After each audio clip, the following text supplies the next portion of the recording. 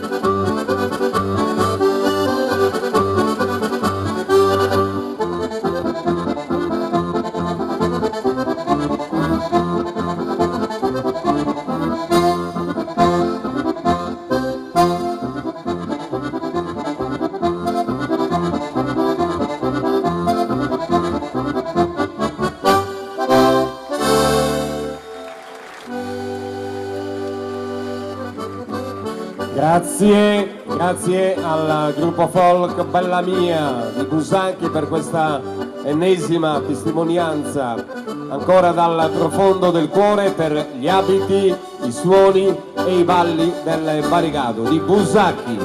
E grazie ancora a Roberto Fadda.